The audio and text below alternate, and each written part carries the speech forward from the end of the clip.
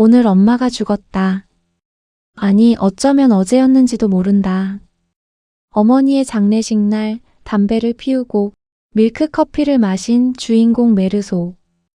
그리고 다음 날 여자와 코미디 영화를 보며 밤을 보냅니다. 그가 해변에서 사람을 죽였을 때 법정에서 그가 말한 살해 동기는 황당하게도 태양 때문이었습니다. 하지만 재판이 시작되자 세상은 그의 살인보다 어머니의 장례식에서 울지 않았다는 사실에 더 분노합니다. 그리고 그는 인류 역사상 가장 정직하고도 위험한 살인범이 되었습니다. 세상의 모든 가식에 침을 뱉은 남자 메르소. 그가 말하는 삶의 진실은 무엇일까요? 지금 시작합니다. 이 이야기가 벌어지는 곳은 프랑스에서 조금 떨어진 북아프리카 알제리의 항구 도시 알제입니다. 햇빛은 유난히 강하고 바다는 가까이 있지만 이 도시는 늘 어딘가 긴장돼 있었죠. 프랑스인과 아랍인이 같은 거리를 걷고 있었지만 같은 세상에 살고 있지는 않았기 때문입니다. 주인공 메르소는 이곳 알제에서 선박중개사무소 직원으로 일하며 특별할 것 없는 하루를 사는 평범한 청년이었습니다. 일부 지중해의 태양과 일상의 부조리. 어느 날 메르소는 알제에서 약 80km 떨어진 외딴 마을 마렌고의 양로원으로부터 어머니가 돌아가셨다는 전보를 받습니다. 오늘 엄마가 죽었다. 아니, 어쩌면 어제였는지도 모른다. 냉소적인 독백으로 시작되는 이 장면에서 그는 슬픔보다는 휴가 신청이나 버스 시간 등 당장의 번거로움을 먼저 떠올립니다. 메르소는 더운 날씨 속에 버스를 타고 마렌고에 도착합니다. 그는 어머니의 시신 앞에서 눈물을 흘리지 않았습니다. 관의 뚜껑을 열어보겠느냐는 문지기의 제안도 거절하고는 시신 옆에서 담배를 피우고 밀크커피를 마십니다. 다음 날 알제리의 뜨거운 태양 아래 진행된 장례 행렬에서도 그는 타는 듯한 더위에 고통을 느낄 뿐 자식다운 애도를 표하지 않습니다. 장례를 마친 후 알제로 돌아오면서도 그는 오직 잠을 잘 수 있다는 사실에 안도합니다. 장례식 다음 날인 토요일, 메르소는 알제의 해수욕장에 갔다가 예전 직장 동료였던 마리를 만납니다. 두 사람은 지중해의 푸른 바다에서 함께 수영을 즐기고 저녁에는 코미디 영화를 보며 밤을 함께 보냅니다. 다음 날 일요일, 메르소는 자신의 아파트 발코니에서 하루 종일 거리의 풍경을 관찰하며 시간을 보냅니다. 그는 어머니의 죽음 이후에도 자신의 삶에는 변한 것이 없으며 일상은 이전과 똑같이 흘러가고 있다는 사실을 담담히 확인합니다. 한편 메르소는 같은 건물 이웃인 레몽이라는 남자와 가까워집니다. 레몽은 창녀인 애인이 자신을 속였다고 굳게 믿으면서 애인에게 복수를 계획하던 인물이었습니다. 레몽은 메르소에게 애인을 유인하기 위해 편지를 대필해달라고 부탁하고 메르소는 거절할 이유가 딱히 없어서 그 요청을 들어줍니다.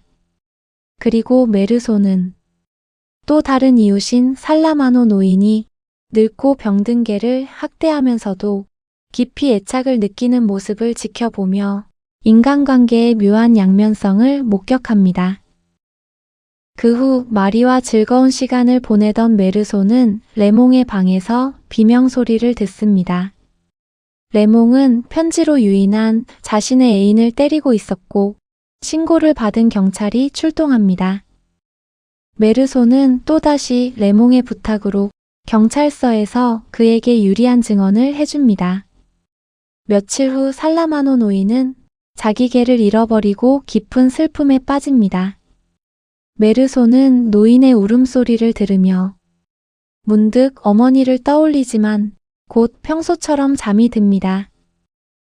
어느 날 직장 상사가 메르소에게 프랑스 본토인 파리 지사 근무를 제안하지만 메르소는 삶의 변화에 무관심한 태도를 보이며 거절합니다.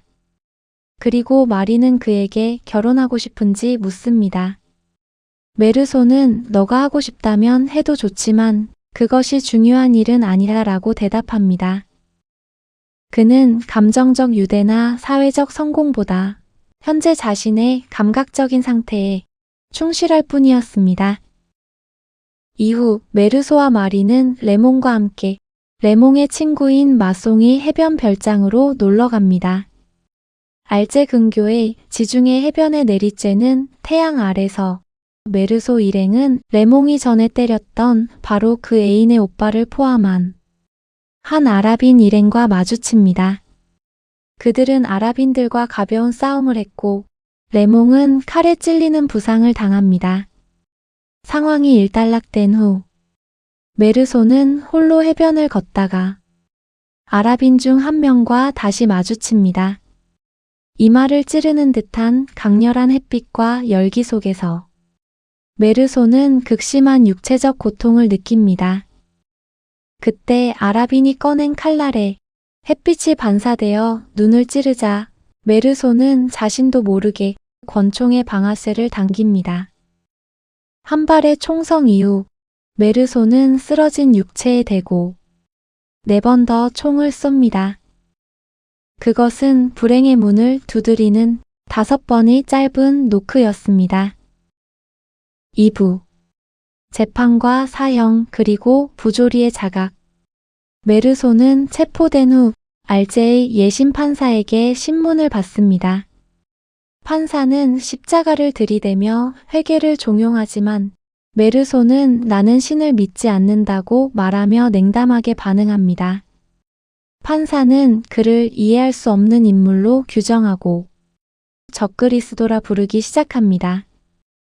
메르소는 자신의 죄에 대해 후회보다는 일종의 성가신만을 느낍니다. 감옥에 갇힌 메르소는 처음에는 자유를 박탈당해 괴로워하지만 곧 적응합니다. 그는 자신의 방 가구들을 하나하나 머릿속으로 떠올리는 기억놀이를 하면서 시간을 보냅니다. 그는 인간은 어떤 상황에서도 적응하는 존재임을 깨닫게 됩니다. 그리고 현재의 순간이 주는 감각에 집중하며 시간의 흐름을 잊어갑니다. 알제 법정에서 그의 재판이 시작됩니다. 검사는 살인사건의 정황보다 메르소의 인격적 결함에 집중합니다. 마렌고에서의 장례식 때 눈물을 흘리지 않았다는 것, 다음 날 여자와 영화를 봤다는 것 등이 주요 증거로 채택됩니다. 검사는 그를 도덕적 관념이 없는 냉혈한으로 묘사하였습니다. 판사가 살해 동기를 물었을 때 메르소는 태양 때문이었다라고 답을 하여 법정의 실소를 자아냅니다. 검사는 메르소가 사회의 기초를 뒤흔드는 위험한 존재라며 사형을 구형합니다. 메르소는 자신이 재판의 주인공이면서도 정작 자신의 운명을 결정하는 논의에서는 철저히 배제된 기분을 느낍니다. 결국 그는 단두대에서의 사형을 선고받습니다. 사형 집행을 기다리던 메르소는 자신을 찾아와 신의 자비를 구하라는 사제에게 분노를 폭발시킵니다. 그는 미래의 구원 따위는 없으며 모든 인간은 결국 죽음에 직면할 운명이라는 확실한 진실만을 외칩니다. 사제가 떠난 후 메르소는 밤하늘의 별을 바라보며 세상에 다정한 무관심을 느낍니다. 자신과 닮아 있는 이 세상을 비로소 형제처럼 느끼게 된 메르소.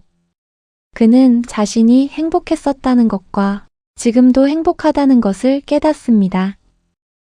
그는 자신의 처형날에 많은 구경꾼이 와서 증오의 함성으로 자신을 맞이해 주기를 바라며 진정한 이방인으로서 생을 마감할 준비를 합니다.